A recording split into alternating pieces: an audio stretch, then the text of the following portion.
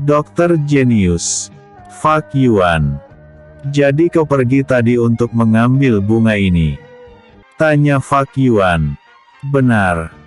Bukankah kau dan ibumu sangat membutuhkan bina ini? Kata si Yue. Fuck Yuan tertegun dan terharu. Hingga dia tidak bisa berkata-kata. Ya sudah, ayo kita kembali dan menyembuhkan ibumu. Kata si Yue. Terlihat air mata mengalir di mata Fat Yuan, dia tidak pernah menyangka orang yang baru dia kenal, begitu rela pergi mencari bunga teratai salju untuk dia dan sang ibu. Sedangkan sang ayah dan kakaknya, tidak ada yang peduli dengan keadaan sang ibu. Terima kasih si Yue. Ucapnya sambil menangis. Sudah jangan menangis. Seorang teman tidak baik mengucapkan terima kasih pada temannya. Jawab si Yue sambil tersenyum dan menepuk bahu Fat Yuan pelan. Akhirnya mereka kembali keluar dari dalam goa. Mereka kembali meneruskan perjalanan menuju alam tengah dan sementara ini Meteka harus pergi dan tinggal di rumah Fat Yuan. Perjalanan mereka kali ini cukup lancar. Hanya sesekali mereka bertemu dengan beberapa hewan roh. Namun karena kemampuan para sahabat sudah semakin kuat maka si Yue membiarkan mereka membunuh dan mengambil inti roh yang mereka dapatkan. Sedangkan Fat Yuan wajahnya terlihat selalu ceria dan mudah tersenyum. Mungkin karena kebahagiaan mendapatkan bunga teratai putih yang telah dia simpan di dalam cincin ruangnya, yang membuat dia terlihat bahagia. Saat pertama kali melihat kekuatan teman-teman si Yue dia sempat kaget. Benar saja mereka berani berpetualang. Melihat kekuatan mereka, siapa yang akan berani pada mereka? Kata Fat Yuan dalam hati. Namun dia belum melihat kekuatan si Yue, karena si Yue membiarkan sahabatnya yang membunuh para hewan roh. Sedang dia terlihat berjalan dengan tenang sambil membawa hewan putih dalam gendongan si Yue. Fat Yuan sangat mengagumi cara berpakaian si Yue dan kawan-kawan, terutama Luo Yi kakak si Yue dan si Yue sendiri. Walau terlihat sederhana, namun Fat Yuan bisa melihat kalau bahan pakaian yang mereka pakai, terbuat dari bahan mahal, yang hanya dipakai oleh para putra kerajaan atau seorang putra dan putri kerajaan. Namun dia melihat lingkaran bulu di leher si Yue terlihat sangat indah. Bulu itu melingkar manis di leher si Yue, ada juga hiasan putih yang menempel di sebelah bulu yang sepertinya terbuat dari bulu harimau. Serta burung kecil kuning juga ada di pundaknya. Si Yue. Apakah burung kecil di pundakmu itu hewan peliharaanmu? Tanya Fat Yuan. Mendengar pertanyaan Fat Yuan, si Yue tersenyum. Angguknya. Ternyata kau penyayang binatang ya? Kata Fat Yuan memuji. Dia penyayang bukan hanya pada hewan, tetapi pada kami semua. Tiba-tiba Chan Xin menyela pembicaraan. Oh benarkah? Apakah dia juga punya hewan kontrak juga? Tanya Fat Yuan. Mendengar pertanyaan Fat Yuan para sahabat si Yue tertawa. Hingga Feng Sun yang pendiam pun ikut tersenyum. Kenapa kalian tertawa? Apakah perkataanku salah? Tanya Fat Yuan. Tidak. Hanya saja kau akan melihatnya suatu saat nanti. Jawab Ning Si. Namun percakapan mereka terhenti saat tiba-tiba di depan mereka berdiri beberapa orang pria yang memakai baju hitam dan penutup kepala. Berhenti! Teriak salah satu dari mereka, yang berada di barisan paling depan menghentikan langkah mereka. Kalian siapa? Tanya si Yue dingin. Dia berada di barisan paling depan bersama Fat Yuan. Tak perlu kau tahu siapa kami, jika kalian masih ingin hidup, serahkan pria yang bernama Fat Yuan serta hasil kalian dari hutan kegelapan pada kami. Ucapannya kasar dan sombong. Hasil kami dari hutan kegelapan dan Fat Yuan, kau suri kami membedakannya pada kalian. Enak sekali. Memangnya kami budak kalian? Kata Chan Xin dengan nada kesal. Hei! Kalian mau membantah dan melawan kami. Kalian tahu siapa kami? Ucap pria tadi marah. Ye, mana kami tahu? Memangnya kami seorang penyihir yang tahu di balik wajah bertopeng kalian? Jawab Chan Xin yang membuat temannya tersenyum geli. Bedebah. Ternyata kalian ingin mampus ya. Dasar manusia tak berguna. Teriak pria itu. Bos. Kita bunuh saja mereka, kita bisa mengambil barang-barang mereka. Kata salah satu dari para pria bertopeng itu. Siapa yang menyuruh kalian membunuh diriku? Tanya Fat Yuan datar. Oh, jadi kau orangnya yang bernama Fat Yuan. Kau tak perlu tahu siapa yang menyuruh kami. Nyawamu sekarang berada di tangan kami. Ucap pria bertopeng. Tidak semudah itu kawan. Kau mengatakan kalau hidupnya ada di tangan kalian, apakah tidak terbalik? Hidup kalianlah yang berada di tangan kami. Kata-kata si Yue terdengar dingin dan arogan. Mendengar ucapan si Yue, semua pria bertopeng tertawa keras. Kau katakan hidup kami berada di tangan kalian. Sombong sekali kau pria muda. Kalau kulihat kau pria termuda di antara semuanya. Tapi ternyata mulutmu lebih sombong dan taham dari teman-temanmu. Sepertinya kau ingin pergi ke neraka lebih dulu. Baiklah, akan kuturuti. Ucap pria pertama, yang merupakan bos dari para penjahat. Bos, biar aku yang menghajar mulut besarnya. Ucap salah satu dari mereka. Baik, habisi dia lebih dahulu. Ucapnya sambil menunjuk pada si Yue. Anak buahnya pun segera maju ke depan. Yue, biar aku yang melawan pria itu. Kata Ningxi. Tidak perlu. Kalian masih lelah, kita harus menyelesaikan ini dengan cepat. Aku takut Ibu Fat Yuan dalam bahaya. Kata si Yue yang mulai menyadari ada suatu masalah di diri Fat Yuan. Dan dia tiba-tiba mencemaskan Ibu Fat Yuan tanpa sebab. Apa maksudmu saudara si Yue? Tanya Fat Yuan heran. Nanti aku jelaskan, sekarang kalian minggirlah. Aku akan menyelesaikan mereka bersama temanku. Jawab si Yue. Mendengar ucapan si Yue, Chan Xin yang berada di sebelah Fat Yuan segera menarik Fat Yuan mundur ke belakang.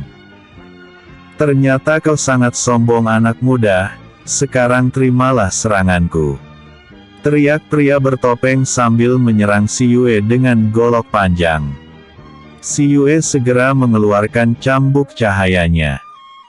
Dan seberkas cahaya panjang menyerang langsung orang itu di udara, sebelum tubuhnya mendekati si Yue.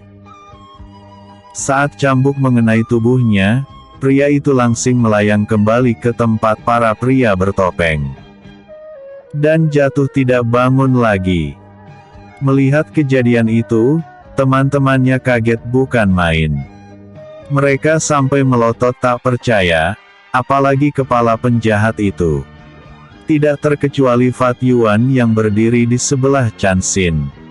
Dia, ucapnya dengan mata melotot. Kau kaget. Lihat selanjutnya. Jaga jantungmu jangan sampai lepas. Kata Chan Xin sambil tersenyum. Sedangkan yang lain tenang-tenang saja. Apakah dia sekuat itu? Ucapnya tak percaya. Kau bisa melihatnya nanti. Jangan banyak bicara, lihat saja. Kata Chan Xin lagi. Berdebah. Ternyata kau kuat juga. Tapi jangan sombong, bersiaplah menghadapi Raja Neraka. Ucap kepala penjahat sombong. Jangan banyak omong. Lakukan saja apa yang kau mau. Jawab si Yue. Kalian semua. Ayo kita bunuh semuanya. Kita akan membawa kepala mereka pada pangeran, tapi kita bantai dulu pria kecil ini. Teriak pemimpin penjahat. 5 orang penjahat segera mengepung si Yue. Tak lama pertarungan pun terjadi. Si Yue yang tahu kekuatan mereka, dengan cambuk sinarnya si Yue segera menjatuhkan mereka satu persatu. Tak butuh waktu lama, keempat orang penjahat itu telah terkapar bernandikan darah. Dan kini hanya tinggal kepala penjahat yang tersisa. Kau telah menghabisi semua anak buahku. Serunya panik. Kau bisa melihatnya sendiri. Jawab si Yue datar. Jangan sombong dulu, sekarang kau akan kuhabis. Ucapnya dengan marah. Kalau kau mampu. Jawab si Yue dingin. Tiba-tiba di depan mereka berdiri gorila hitam besar. Berdiri sebelah kepala penjahat itu. Terlihat wajah pria itu tersenyum sinis dan bangga. Graau. Graau. Teriaknya membahana sambil menepuk dada. Melihat gorila di depannya, si Yue tersenyum. Itukah hewan kontrakmu? Tanya si Yue. Kenapa? Kau sekarang takut? Tapi kau sudah terlambat anak muda. Ucap pria itu sombong. Boleh juga. Ucap si Yue sambil tersenyum sinis. Yue biarkan aku menghadapinya. Kata Tiger yang sejak tadi tiduran malas di pundak si Yue. Baik, lakukanlah. Jawab si Yue. Tiger segera melompat. Dan secara cepat berubah menjadi harimau mangli. Penjahat dan Fat Yuan ternganga kaget dan tak percaya melihat seekor harimau yang besarnya 2 kali lebih harimau roh dewasa. Kini harimau itu berdiri di depan mereka. Dan terlihat matanya yang merah menyala menakutkan. Graau. Geraman suara Tiger semakin menakutkan. Gorila hitam milik penjahat itu yang semula terlihat sombong dan garang, seketika merunduk ketakutan. Ada apa dengan hewan kontrakmu? Kata si Yue dingin. Pria itu merasakan perasaan yang takut yang tak pernah dia rasakan selama ini. Kakinya yang tadi tegak berdiri kini bagai jeli yang gak bisa menompang berat badannya. Dia terduduk di tanah. Hei, ada apa denganmu? Kenapa kau seperti itu? Kata Chan Xin yang cerewet. Pria itu tiba-tiba bersujud minta ampun pada si Yue yang berdiri dengan tenang. Ampun hamba pria perkasa. Aku tidak sadar pada tingginya Gunung Fuji. Ucapannya memohon. Apa maksudmu? Bukankah kau menginginkan hidup kami? Kata si Yue dingin. Maaf. Maafkan saya. Ampunkan saya Tuan. Saya tidak akan berani melakukan perbuatan ini lagi. Jawab pria itu. Semua keputusan tergantung pada orang yang menjadi targetmu, Fat Yuan. Kuserahkan kehidupan pria ini padamu. Kata si Yue sambil memandang pada Fat Yuan. Fat Yuan yang masih tertegun hanya bisa menatap Tiger dengan melongo. Akhirnya Chan Xin harus menepuk punggungnya untuk menyadarkan Fat Yuan. Ada apa? Ucapnya gagap. Dia menatap si Yue dengan wajah malu. Kau tentukan saja hukuman apa untuk orang yang ingin membunuhmu. Kata si Yue. Mendengar ucapan si Yue, Fat Yuan kaget. Dia tak menyangka kalau pria muda itu masih mengutamakan pendapat dia. Hatinya semakin kagum kepada Si Yue. "Terima kasih Si Yue," ucap Fat Yuan sambil melangkah mendekati pria itu. "Tuan Fat Yuan, tolong ampunkan saya.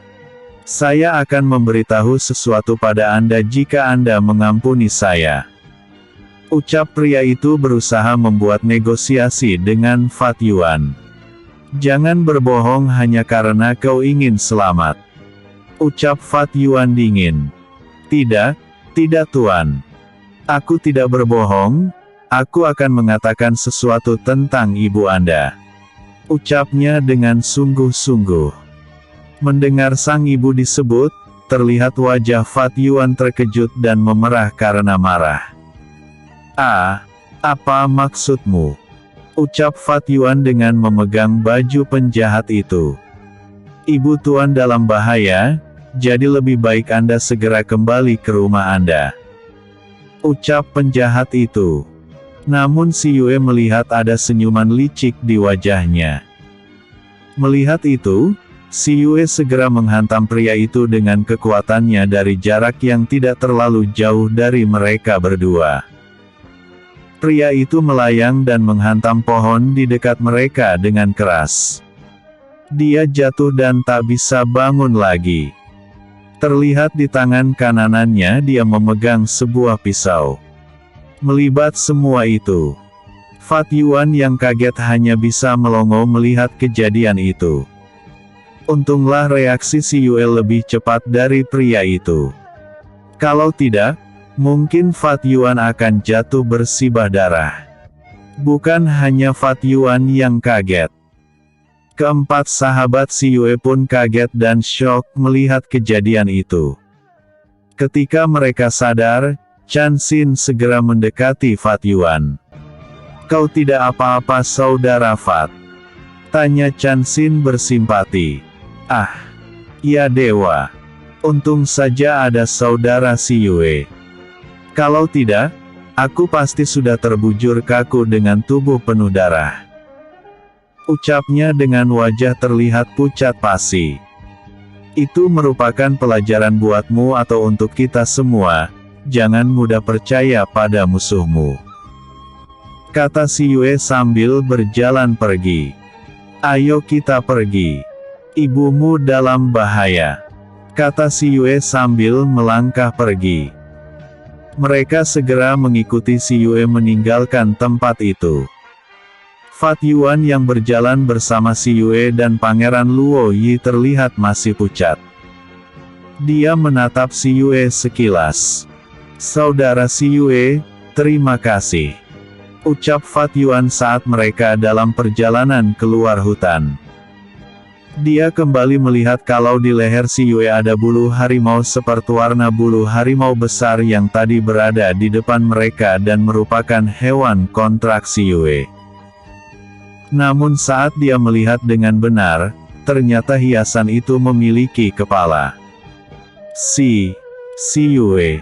"Ah, apakah dia? Dia itu hewan kontrakmu?" tanya Fat Yuan tergagap. Sambil menunjuk tiger yang ada di leher Si Yue. "Iya, ini memang hewan kontrakku," jawab Si Yue sambil mengusap bulu badan tiger sebentar. "Ah, apakah dia harimau besar tadi?" tanya Fat Yuan dengan wajah terlihat ketakutan. "Benar. Dia harimau mangli hewan kontrakku, jangan takut, dia hanya melukai orang yang berniat jahat padaku," jawab Si Yue. Terlihat Fat Yuan bernafas lega. Dia kembali berjalan di dekat Si Yue dan Pangeran Luo Yi dengan tenang. "Sekali lagi aku ucapkan terima kasih Si Yue," ucap Fat Yuan lagi. Namun matanya masih menatap di pundak Si Yue. Sekarang dia baru menyadari kalau di pundak Si Yue ada 3 binatang yang tidur dengan tenang. Anehnya, walaupun mereka terlihat tidur nyenyak, tetapi mereka tidak jatuh. Seekor kucing yang berbulu belang, yang Fat tahu dia binatang yang besar, dan satu lagi seekor kelinci putih sebesar telapak tangan, dan burung kuning keemasan yang teramat cantik dengan jambul kepala berwarna kuning semburat metah. Begitu juga dengan sayapnya. Apakah semua itu makhluk kontrak si Yue? Ucap Fat Yuan dalam hati. Jangan kau pikirkan lagi, sekarang yang penting kita secepatnya sampai di rumahmu. Apakah perkampungan masih jauh? Tanya si Yue pada Fat Yuan yang berjalan di sebelah si Yue sebagai penunjuk jalan. Tidak terlalu lagi. Dengan kecepatan seperti ini, beberapa jam lagi kita akan cepat sampai di pinggir hutan. Jawab Fat Yuan. Mereka pun melakukan perjalanan tanpa berbicara lagi. Tak lama kemudian, mereka pun telah sampai di kaki hutan. Terlihat sebuah perkampungan berada di kaki hutan. Apakah tempat tinggalmu masih jauh dari desa itu? Tanya si Yue.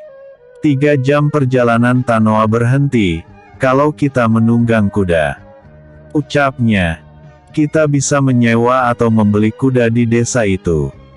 Maaf. Aku hanya punya 1 kuda. Ucapnya pelan.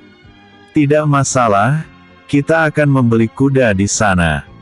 Sebab kita juga akan membutuhkan kuda-kuda itu nantinya. Kata si Yue. Oh, kebetulan sekali, aku memiliki teman seorang pedagang kuda. Kita bisa membeli kuda padanya. Kata Fat Yuan lagi. Mereka pun segera turun dengan cepat dari hutan itu. Ketika mereka mulai masuk perkampungan, ternyata sikap penduduk biasa saja, mungkin karena sudah banyak orang asing yang datang ke sana untuk masuk ke hutan kegelapan. Memang perkampungan atau desa inilah satu-satunya jalan masuk ke dalam hutan kegelapan. Jadi mereka sudah tak asing lagi bila bertemu dengan orang asing yang keluar hutan ataupun mau masuk hutan kegelapan. Karena perut minta diisi, mereka segera mencari rumah makan. Setelah mengisi perut di suatu restoran pilihan Fat Yuan, mereka segera ke tempat teman Fat Yuan untuk membeli 4 kuda. Kuda yang akan menjadi tunggangan Feng Sun, Ning Xi, Chan Xin dan Pangeran Luoyi. Untunglah kuda-kuda milik sahabat Fat Yuan merupakan kuda-kuda terkuat dan terbaik di desa itu. Si Yue, kenapa kalian hanya membeli cuma 4 kuda? Apa tidak kurang? Bukankah kalian berlima? Kata Fat Yuan heran. Aku memiliki kuda sendiri, kuda-kuda itu untuk Chan Xin, Feng Sun, Ning Xi dan Luoyi. Jawab si Yue.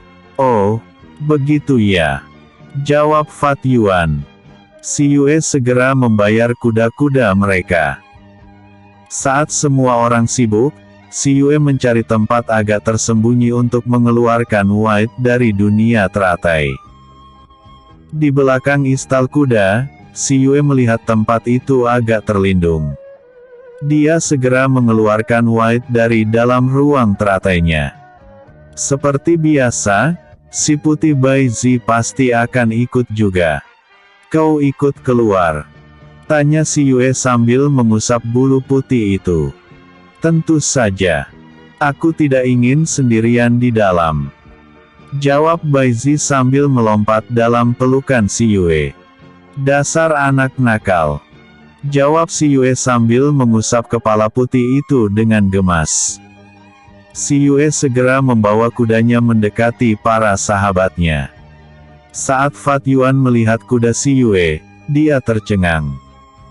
Bagaimana tidak, badan White yang gagah besar berwarna putih mengkilat, membuat siapapun tak mau lepas memandang kuda putih itu. Si Yue, dari mana kau mendapatkan kuda putih itu? Tanya Fat Yuan dengan wajah kagum dan heran. Dia hewan milikku, dimanapun aku berada, dia akan datang jika aku manggilnya. Jawab si Yue. Benarkah? Hebat sekali dia.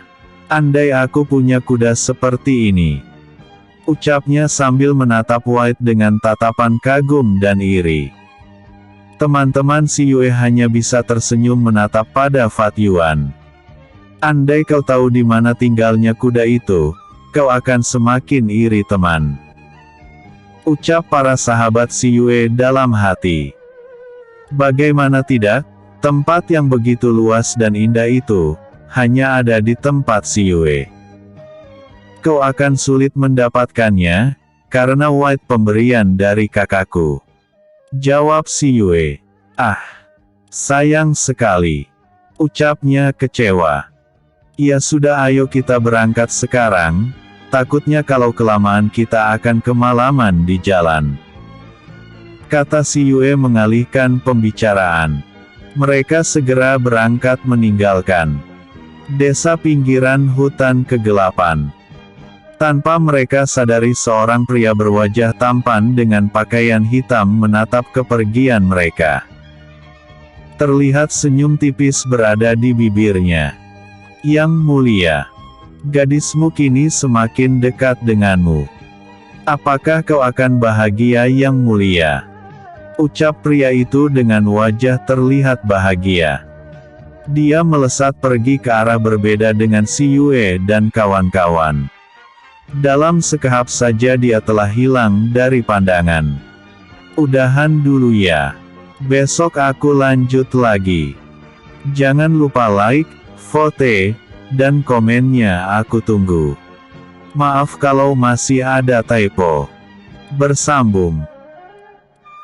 Episode sebelumnya. Teratai salju.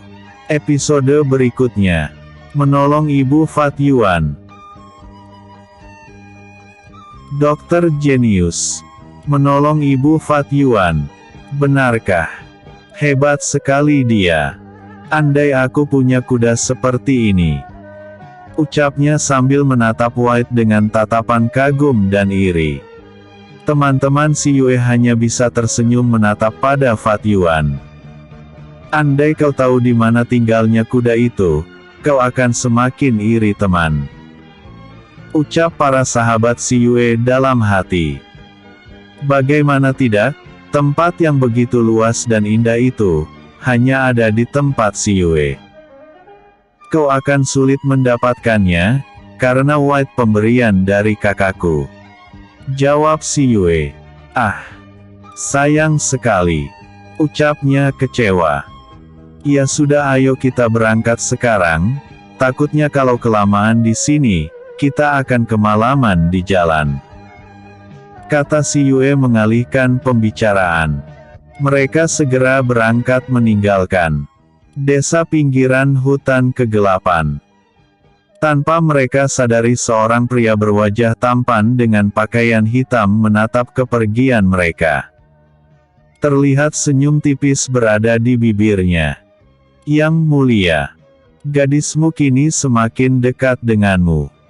Apakah kau akan bahagia yang mulia? Ucap pria itu dengan wajah terlihat bahagia. Dia melesat pergi ke arah berbeda dengan si Yue dan kawan-kawan. Dalam sekejap saja, dia telah hilang dari pandangan. Sedangkan si Yue dan para sahabatnya, melanjutkan perjalanan ke rumah Fat Yuan. Mereka memacu kuda mereka tanpa berhenti. Walaupun mereka melewati kota yang mereka lewati, Fat Yuan dan rombongan hanya memperlambat jalan kuda mereka saja. Dan akan memacu kuda kembali saat keluar dari kota. Benar saja, 3 jam kemudian si Yue dan kawan-kawan sampai pada sebuah kota yang cukup besar. Di kota itu walau hari sudah menjelang sore, penduduk kota itu masih aktif di jalanan. Jalanan terlihat masih sangat ramai. Fat Yuan memperlambat jalan kudanya. Si Yue, inilah kotaku. Kata Fat Yuan. Fat Yuan, ini bukan kota kecil, tapi sebuah kota kerajaan. Seru si Yue dari atas kudanya. Benar Yue. Ini kota kerajaan, malah lebih besar dari kota kerajaan Juan. ucap Pangeran Luoyi yang ada di sebelah Si Yue. Benar apa yang kau katakan, Kak. Kota ini lebih besar dari kota kerajaan Juhan, dan penduduknya lebih padat. Hari sesore ini tapi keramaian kota masih terlihat. Ucap Si Yue sambil memandang sekitarnya. Fat Yuan, apakah rumahmu masih jauh? Tanya Si Yue. Tidak terlalu, tapi rumahku terletak agak di pinggiran kota. Jawab Fat Yuan. Kalau begitu cepatlah kita pulang ke rumahmu, aku mengkhawatirkan ibumu. Ucap Si Yue. Mendengar ucapan Si Yue, Fat Yuan segera memacu kudanya kembali. Si Yue mengikuti dari belakang. Tak berapa lama mereka pun sampai di sebuah rumah yang terlihat cukup besar namun terkesan sederhana. Rumah itu terlihat sunyi. Ini rumahmu? Tanya Si Yue saat Fat Yuan mulai melangkahkan kaki kudanya masuk ke dalam halaman rumah itu. Rumah yang memiliki taman itu terlihat rapi dan indah walaupun terkesan sederhana.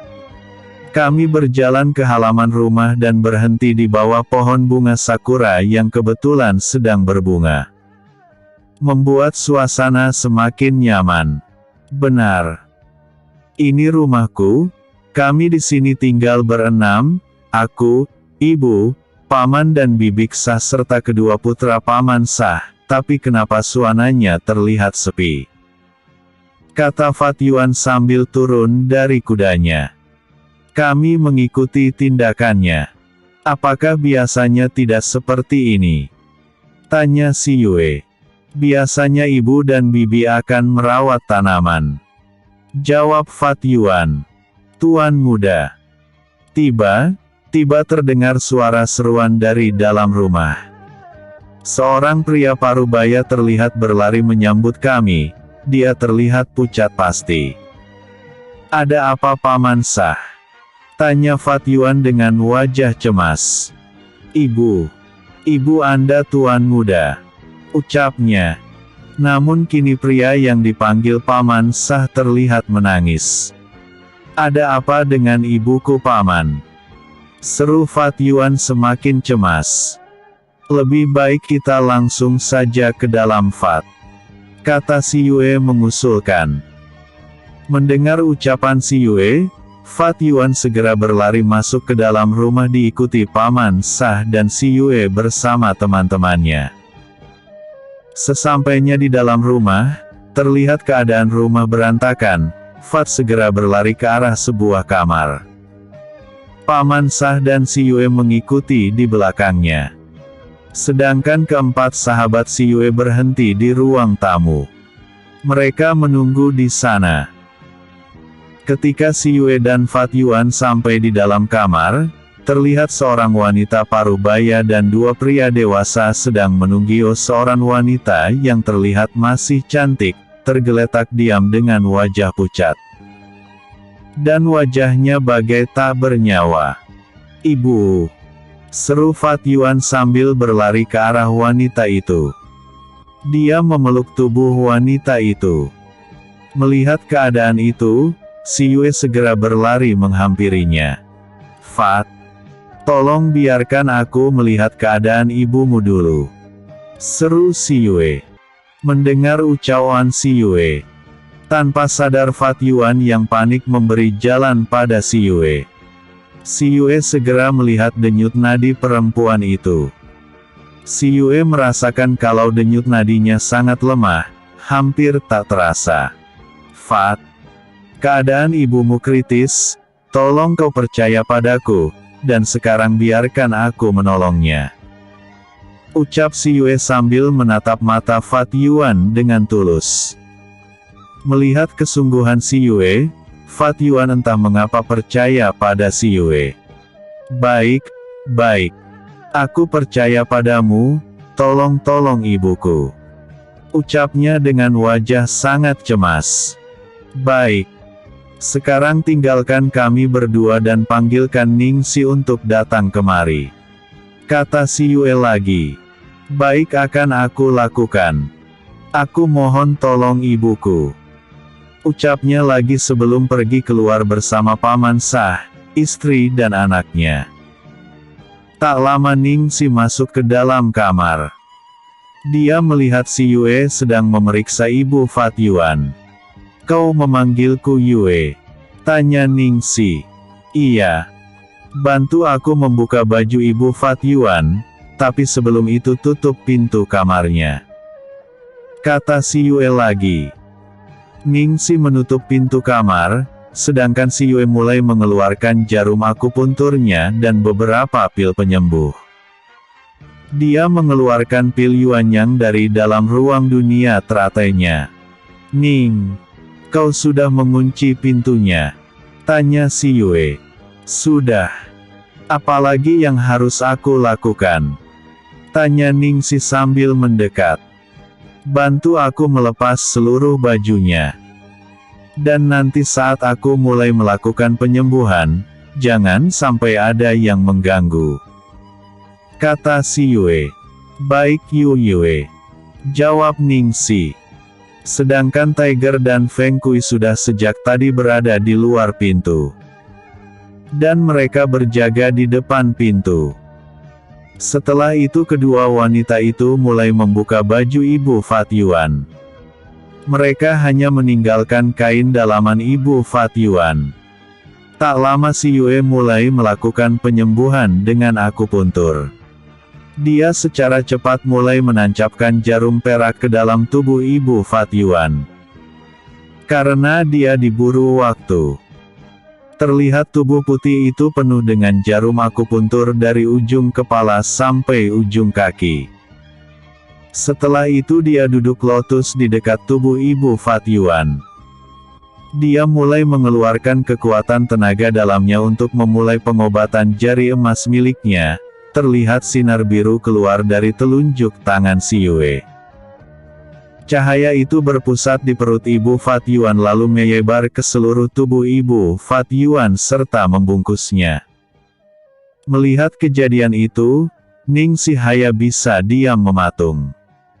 Dia tidak pernah tahu kalau sang sahabat seorang ahli medis yang memiliki kekuatan tinggi. Si Yue bukan hanya seorang kultivator saja.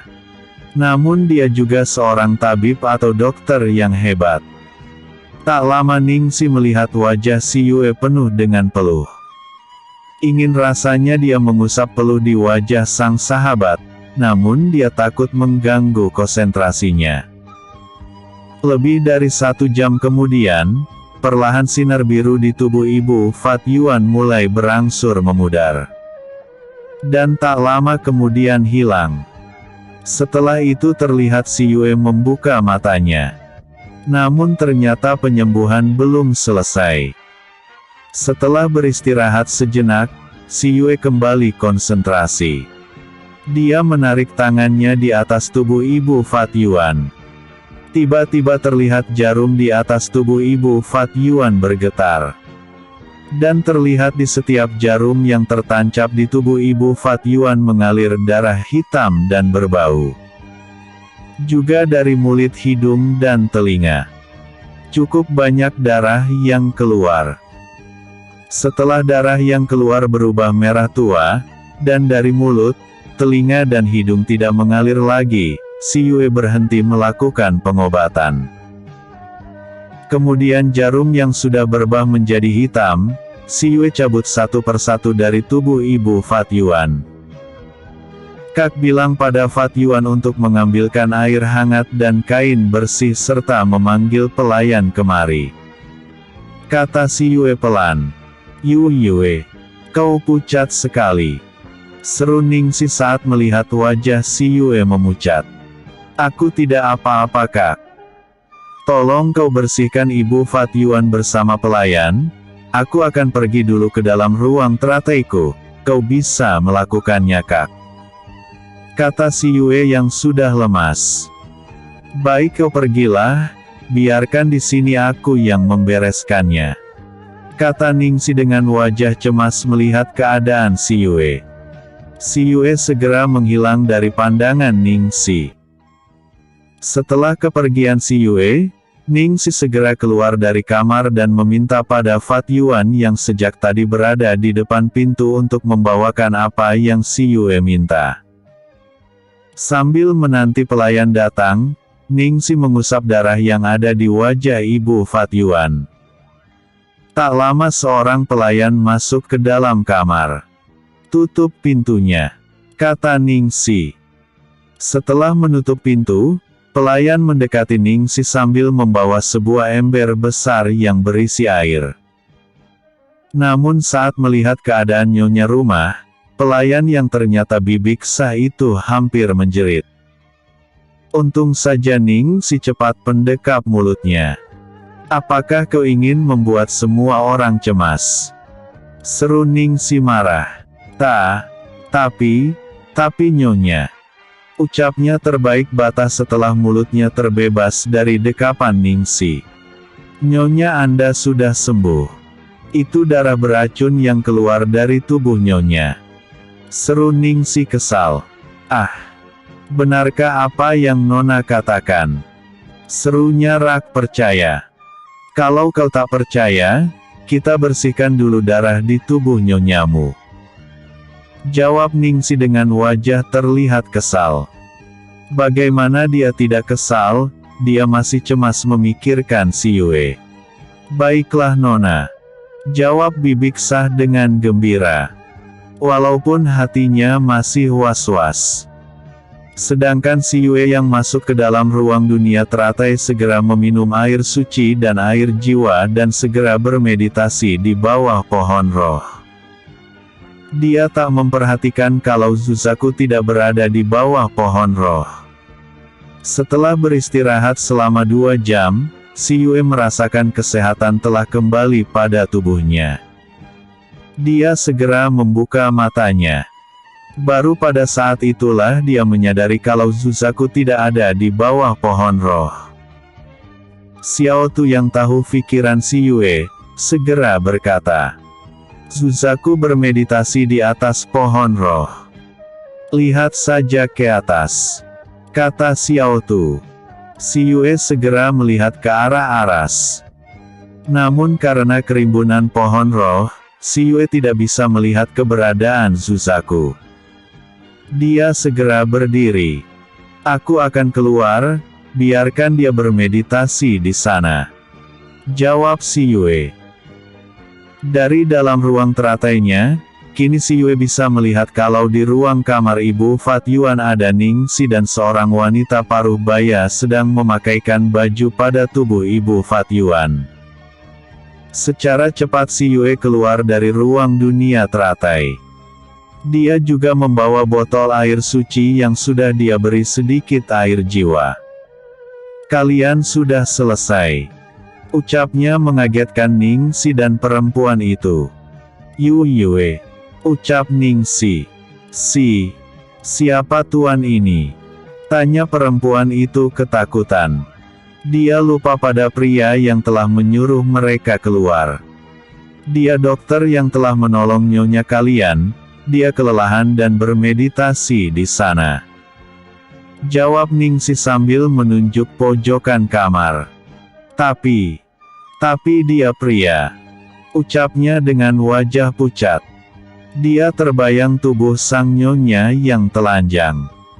Dan pria muda ini. Melihat reaksi dari wanita rua itu si Yue berkata, "Aku juga seorang wanita bibik. Aku hanya menyamar menjadi seorang pria," kata si Yue. "Oh, syukurlah. Saya pikir Anda seorang pria," jawab wanita itu. "Tapi ini rahasia kita Bik," kata si Yue sambil tersenyum. "Baik. Bibik akan menyimpan rahasia ini Nona," jawab Bibik Sah. "Tolong minumkan air ini dan juga obatnya pada Ibu Fat Yuan," kata si Yue sambil menyerahkan botol kecil berisi air suci dan sebuah pil yuanyang. Ningsi segera menerima botol dan pil itu. Mereka berdua segera meminumkan pil dan air itu secara perlahan. Setelah selesai dan merapikan kembali ruangan, barulah kemudian mereka membuka pintu kamar. Saat pintu terbuka, Fat Yuan yang sejak tadi sudah tak sabar, dia segera masuk ke dalam kamar untuk melihat keadaan sang ibu. Dan saat melihat sang ibu yang terlihat sedang tidur nyenyak, dia menangis. "Ibu, kau baik-baik saja kan?" ucapnya lembut. "Dia sudah lepas dari bahaya, Fat. Kau harus bersyukur pada dewa, di saat ibumu dalam bahaya, Yu Yue bersamamu," kata Ningxi lembut. Mendengar ucapan Ningxi, Fat Yuan berbalik menatap si Yue yang berdiri di belakangnya. "Benarkah ibu sudah sembuh, Yue?" ucapnya sambil menatap si Yue tak percaya. Dia telah melewati masa ketitisnya dan terlepas dari penyakitnya. Kini kalian tinggal merawat dia dengan baik, setelah beberapa hari dia akan sembuh total, jawab si Yue. Mendengar ucapan si Yue tanpa sadar Fat Yuan memeluk tubuh si Yue. Tentu saja semua orang yang berada di ruangan itu tercengang melihat pria tampan itu dengan spontan memeluk si Yue. Dan Pangeran Luoyi yang baru saja masuk, segera mendekati si Yue yang ada dalam pelukan Fat Yuan. "Apa-apaan kau? Lepaskan adikku," ucapnya marah. Dia segera menarik si Yue. Menyadari kesalahannya. Maaf. Aku melakukannya karena aku merasa bahagia. Maafkan aku," ucap Fat Yuan dengan wajah malu. "Aku tidak suka kau berbuat seperti itu pada adikku," ucapnya marah. Pangeran Luoyi langsung memeluk si Yue dan menjauhkan si Yue dari Fat Yuan. Menyadari kesalahan yang dia lakukan, Fat Yuan pun kaget. Dia pun segera berkata, "Maafkan aku. Aku melakukannya karena aku terlalu bahagia melihat si Yue telah menolong ibuku. Mendengar si Yue telah menyembuhkan ibuku, aku bahagia," jawab Fat Yuan dengan wajah malu. "Kakak, sudahlah. Dia melakukan itu tanpa sadar, karena dia merasa bahagia, Kak," kata si Yue sambil mengusap tangan Pangeran Luoyi yang terlihat kesal. Perlahan dekapan tangan Pangeran Luoyi mengendur. Dia menatap Fat Yuan masih dengan wajah kesal. "Jangan kau ulangi lagi. Kalau kau ingin berterima kasih, kau cukup memegang tangannya, bukan memeluknya," ucapnya dengan wajah masih terlihat kesal. "Iya Luoyi. Maafkan aku," ucap Fat Yuan sambil tersenyum. Dia sadar kesalahannya. Tapi dia tidak tahu, kenapa Luoyi begitu sensitif dan posesif pada si Yue. "Fat, kau sudah datang nak, tidak terjadi apapun padamu kan?" Tiba-tiba suara lembut mengejutkan mereka yang ada di dalam ruang kamar ibu Fat Yuan. "Ibu, kau sudah sadar?" seru Fat Yuan bahagia. "Apa yang terjadi denganku?" Namun tiba-tiba dia teringat apa yang terjadi tadi pagi. Saat itu dia sedang membersihkan taman seperti yang biasa dia lakukan, namun tiba-tiba dia melihat beberapa orang datang mengunjungi tempatnya. Dan salah satu dari mereka sangat dikenali ibu Fat Yuan. Dia adalah Pangeran Yuan Ma, putra pertama Raja Yuan Shao, Raja Kerajaan Monsi. Kakak Yuan Sujin, nama asli Fat Yuan, putra Raja Yuan Shao dari selir pertama. Dan ibu Fat Yuan yaitu putri Fat Meiling sebenarnya permaisuri Raja Yuan Shao. Jadi Fat Yuan adalah putra Raja Yuan Shao dan permaisuri Fat Meiling. Putri Fat Meiling keluar dari istana Monsi bersama sang putra secara tidak terhormat. Semua itu karena fitnah dari selir pertama, ibu Pangeran Yuan Ma. Permaisuri difitnah dan dijebak karena persekongkolan selir kedua dengan Perdana Menteri Kerajaan Monsi sendiri yang juga ayah selir pertama Qin Sansan. Karena fitnaan dan jebakan itu, permaisuri diusir dari kerajaan.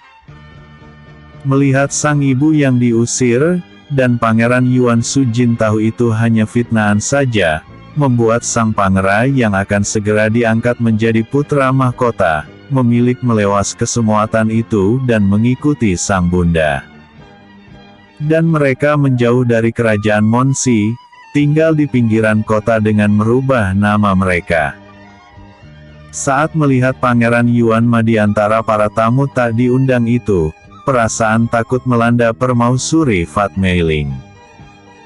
Dia segera berduri dan berjalan menemui Pangeran Ma yang sudah masuk ke dalam rumah. Saat itu di rumah hanya ada permaisuri Fat Maling dan Bibi Ksah. Ketika sampai di dalam ruangan rumah, permaisuri menyapa dengan dingin, "Pangeran, tidak baik masuk ke dalam rumah orang lain tanpa izin dari sang pemilik," ucap permaisuri dengan datar.